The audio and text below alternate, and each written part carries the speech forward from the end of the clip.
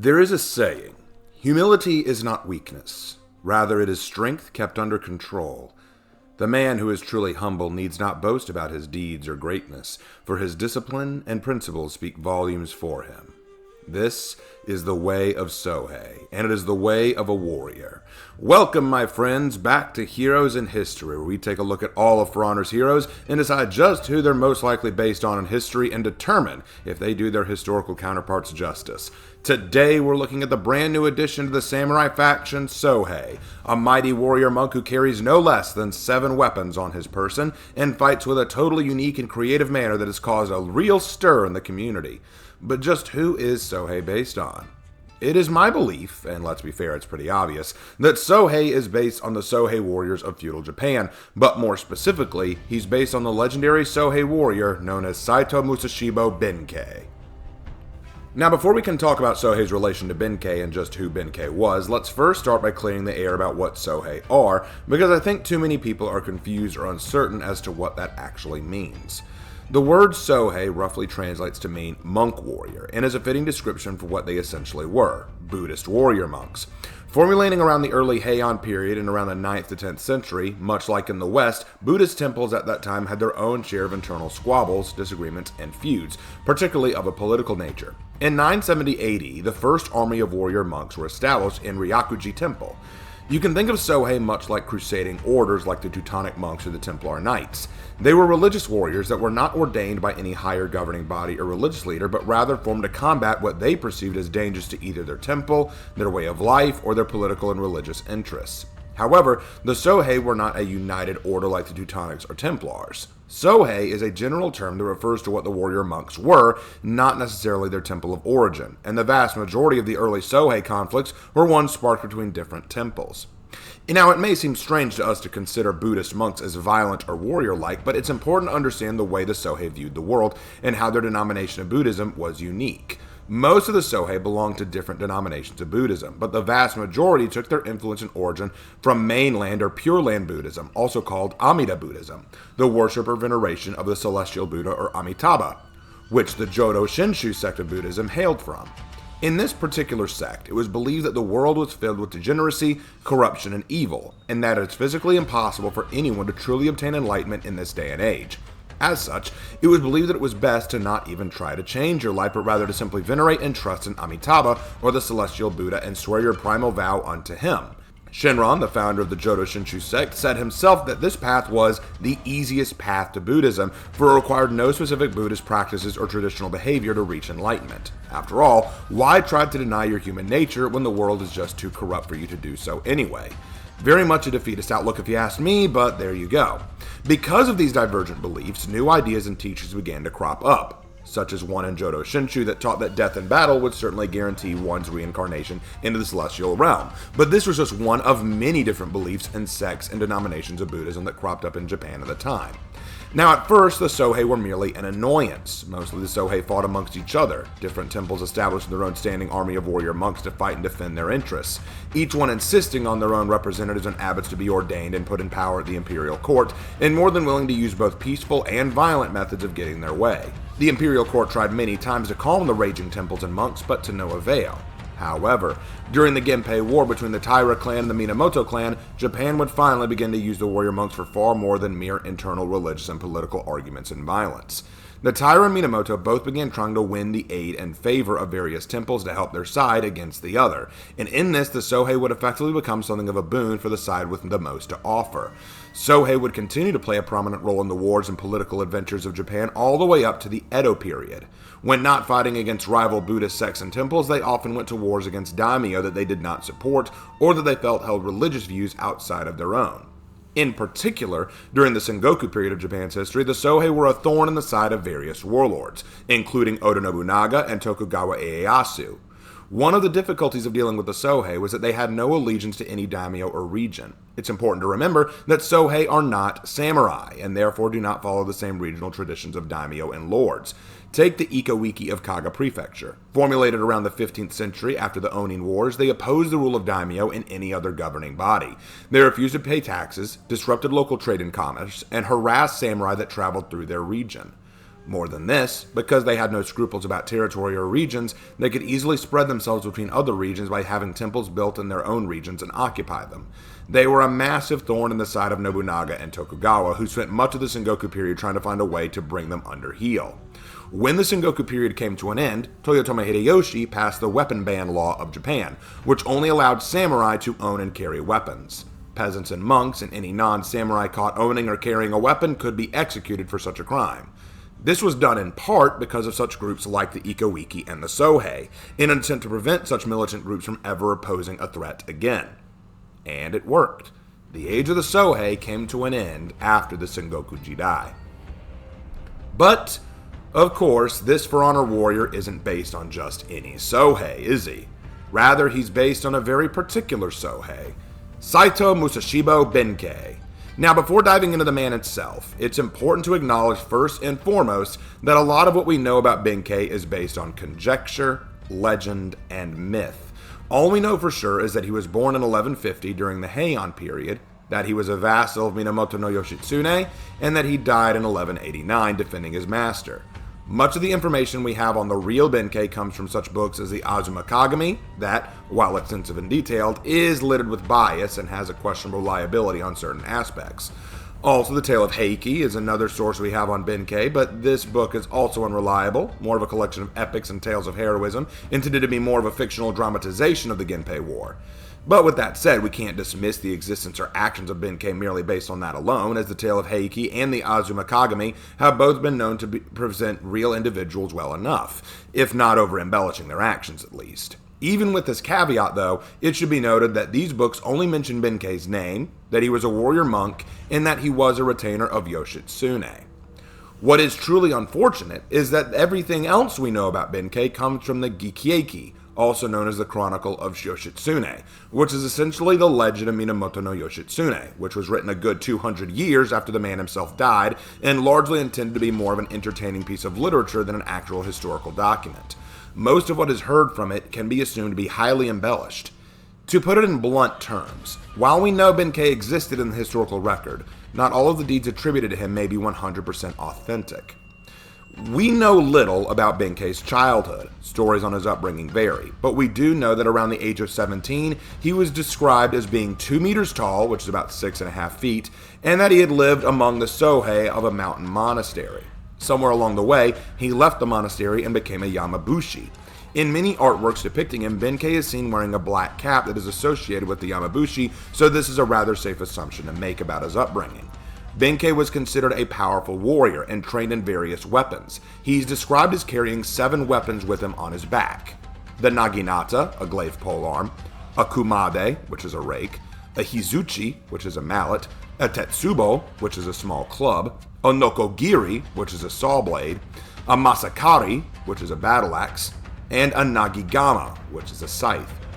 How he came to acquire these weapons is built on speculation, though we are told in the Gikieki that Benkei once stalked the streets of Kyoto at night and challenged samurai to combat and take their weapons, as he saw the common samurai of age as unworthy to carry their swords. According to legend, after achieving 999 swords, he challenged one more samurai on Gojo Bridge to claim sword number 1000. However, this battle did not go Benkei's way, and he was in the end defeated by the young swordsman named Minamoto no Yoshitsune. Yoshitsune was no ordinary swordsman. Honored as one of the greatest swordsmen of the day, he was also the youngest son of Minamoto no Yoshitsune, the head of the Minamoto clan, one of the largest and most powerful samurai clans in Japan, who was waging a fierce war with their rivals, the Taira. Yoshitsune himself was considered young, handsome, and a master of the sword, which all frustrated Benkei, who decided to seek revenge. He ambushed Yoshitsune at Kiyomizu Temple in eastern Kyoto, but lost once again. However, instead of killing Benkei or punishing him, Yoshitsune saw the skill and power of this warrior and offered him a place at his side. According to romanticized fiction, Benkei, who had grown up his whole life with a frightening countenance and a face like a demon, was touched by the kindness shown to him and swore his loyalty to Yoshitsune on the spot. The two would fight together during the Genpei War, where Benkei would aid his master in winning victories over the Taira clan and against Yoshitsune's own traitorous cousin, Minamoto no Yoshinaka, at the Battle of Owazu. Together, their story became legendary, as the Minamoto finally rose victorious in the Genpei War, and Minamoto's older brother Yoritomo would become Japan's first shogun, leading to the Kamakura period. However, as all things do, those who achieve power often become quite jealous of it, and Yoritomo became very jealous of his younger brother Yoshitsune. After the war ended, Yoshitsune was named governor of Iyo and was handed many splendid titles, but Yoritomo came to hate his brother and not only denied these titles but tried to have him stripped of his status. Yoshitsune openly opposed his brother, and for this he was branded an outlaw. Forced to flee for his life, Benkei joined his master as they made their way to their old ally Fujiwara no Hidehara, who sheltered them for a time. But Fujiwara felt the wrath of the shogun, knew it was too great, and eventually betrayed Yoshitsune. He and his forces surrounded Yoshitsune's home and attacked, killing all of Yoshitsune's retainers. All but one. Standing on the bridge leading to the main gate of the castle, the mighty Benkei stood alone against the armies of the Fujiwara and Yoritomo. Legend has it that he held the bridge on his own for hours, slaughtering many men foolish enough to approach, killing hundreds of men by himself. In the end, the Fujiwara decided to finally launch an arrow volley on Benkei. However, despite showering him with arrows, the man did not fall. Daring to come closer to inspect, they discovered that Benkei had indeed died, but he had refused to fall. He died on his feet, standing defiant to the very end. This famous incident has been called the standing death of Benkei, and is a trope now popularized in anime and even Western media. Perhaps most famously recently in the anime One Piece with the death of Whitebeard. Even after death, his body remains upright. The haunting image of his battered body which mowed down his enemies was a sight to behold. Such a death is considered the most impressive as it shows fierce defiance, strength, and might to not fall, ever, even in death. The legend of Benkei would have a lasting impression on Japan, where his story would be told through plays, novels, and his likeness would be immortalized in pop culture, statues, art, and anime. Benkei is something of a folk hero to Japan, not unlike Little John was to Robin Hood. In fact, there are similarities to Robin Hood and Little John as there are to Yoshitsune and Benkei. Both Little John and Benkei were large, powerful men who met their soon-to-be masters while guarding a bridge. Little John and Robin Hood fought, and Little John too lost to Robin Hood and became his follower, just as Benkei lost to Yoshitsune and became his follower. Perhaps there are some incidents in history that just play out so close to one another they bear recognition and similarity. So, now that we've gone over the history and legend of Benkei and the Sohei, how does For Honor Sohei measure up? What are their similarities? For Honor Sohei is almost a perfect replica of what Benkei's aesthetic was meant to be. He's monstrously large and broad, wearing a Sohei-style head cowl, as well as a combination of traditional samurai armor with kimono-style robes. The default armor of the Sohei has him wearing a broken Hanya Oni face mask, but the alternative default set is far more accurate to what a Sohei might wear. The weapon of Sohei is an interesting topic of discussion. Sohei historically were trained in various weapons, but they were famous for their use of the Naginata polearm. However, since Nobushi already carries the Naginata in-game, the For Honor team gave Sohei a Kamayari, or Scythe Yari, which is a spear with a second or third blade prong jutting out from the top to allow for catching an opponent's weapon, or puncturing in a swiping motion rather than just a forward thrust. And this isn't an impossibility, as the Sohei would have certainly been trained in this weapon. The other 6 weapons are directly attributed to Benkei. Just like the popular warrior, Sohei carries a kumade, a rake, a hizuchi, a mallet, a tetsubo, a small club, a nokogiri, a saw blade, and a nagagama, a scythe. However, it should be noted that there are 2 weapons that Sohei uses in-game which are not from Benkei's original set.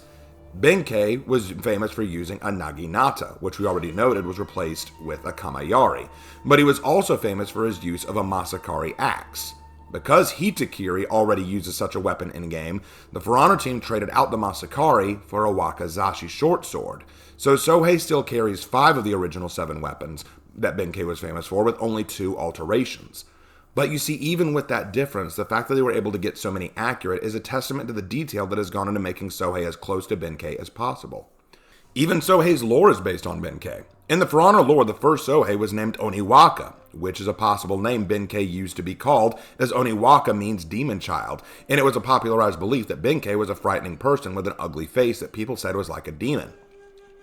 Hearing about a legendary swordsman on the Meyer Bridge, Oniwaka goes to do battle with him and claim the legendary blade, and as such, battles Master Katashi. However, the battle ends in a draw, and though he did not technically lose, Oniwaka is overwhelmed by the power of Katashi and learns a lesson in humility, deciding to change his ways and begin training more warriors in the way of Sohei. This is a reference to Benkei's duel with Yoshitsune. Only in the original tale, Benkei lost the fight and eventually swore loyalty to Yoshitsune as a vassal. Now, one interesting thing to mention is something that I'm not sure the For Honor team intended, but if they did intend this, I must commend them on the brilliance of it. They mentioned that Katashi was a master of Zen. Zen Buddhism did not start gaining popularity in Japan until after the Kamakura period into the Ashikaga shogunate, well after Benkei's day. However, the rise of Zen was met with harsh reactions from the Sohei of the more Pure Land school that we discussed previously. According to Mark Uno, quote, while both arose partially as a reaction against the metaphysical excess of the philosophical schools, Zen focused on awakening through monistic practice, while Pure Land focused on attaining birth in the Pure Land of the Buddha Amitabha, through practices that were accessible to the average layperson. In other words, Zen Buddhism was more strict and conservative in its approach to Buddhism, demanding monastic practices, traditions, and behavior. Meanwhile, the Pure Land school was far more relaxed and laid back, looking more towards a lifestyle accessible for laymen. I think it's very interesting that the more wild and free-spirited Sohei, who would have been schooled in the Pure Land way of Buddhism, held resentment towards the peaceful Zen Buddhist Katashi, and after coming to a draw, learned from this more traditional and focused path. I think that's a stroke of genius, and if the For Honor team intended that, well, my compliments to the team. And there are, of course, other minor references to take note of. The execution Tsukiyari has Sohei pelted by arrows while he shrugs them off and walks onward to get his kill, and his signature brush off the battle shows him removing arrows that were hitting him in the fight. This is a reference to the standing death moment when Benkei withstood a barrage of arrows and died but did not fall to the ground. So there are plenty of other smaller references to Benkei we can notice. That said, there are one or two minor discrepancies to talk about. For one thing, Sohei claims that he kept the weapons of the worthy opponent so that they would fight with him in battle. But I take only the worthy to honor the fallen. Their souls fight with me. Rest within my every weapon. While it's true the feudal Japanese did believe that all objects, including weapons, carried souls within them, there is no evidence to suggest that Benkei collected his weapons from worthy foes. Also, Benkei never showed any interest in Muramasa blades in history, as the swordsmith Muramasa would not appear in history until the Muromachi period, which was almost 300 years after the era of Benkei. Another point to make is Oniwaka claims he will teach others the way of Sohei, implying that he is the only one before now. I will teach others the ways of the Sohei, and we will be unstoppable. Now obviously Benkei was not the first Sohei, and we do not know if he taught anyone else his way of 7 weapons. Now, of course, all of this is mere nitpicking and not at all detrimental to the overall character. The only other difference I might point out is in the fighting style. While we don't have any historical text to tell us how Sohei employed his 7 weapons, it's more than likely he did not use all of them at once, but likely chose a single weapon from his arsenal to use to suit a certain scenario and set aside his others, as fighting while carrying multiple weapons would be constraining and restrictive to the extreme. Meanwhile, For Honor Sohei fights primarily with the Kameyari, but grabs and strikes with his other weapons in combination with his Yari. In conclusion, I would say that Sohei is an outstanding representation of his historical counterpart. While there are some minor differences, overall he fits very well with Benkei and the Sohei overall. The warrior monks in For Honor might not be quite as incredible as the legendary Benkei, but if there's one thing that we can certainly see, it is the creativity, versatility, and uniqueness that makes Benkei stand out even among samurai. After all, in a world like For Honor, where heroes live and die by the weapons they carry, how many lives can be saved and taken by a man who carries 7? Thank you guys for watching. I'll see you in my next video. Take care.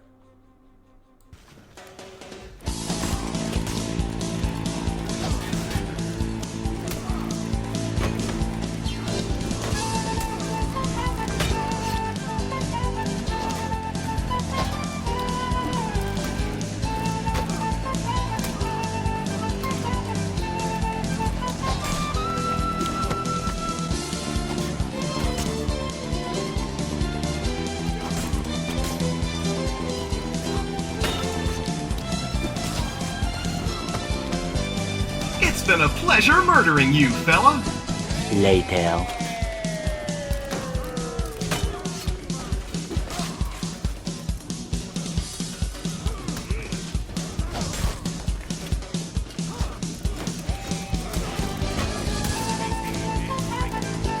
Yeah, well, you guys too.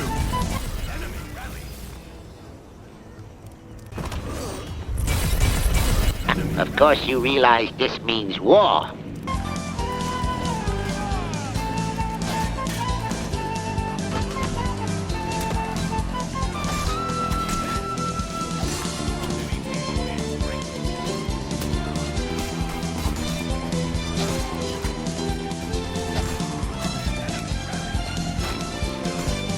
Hard to stab a guy in the back when he's beating your freaking head in, huh?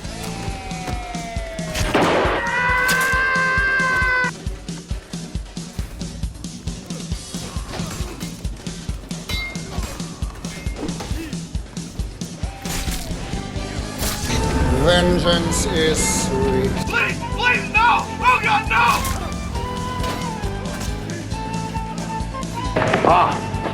One more thing.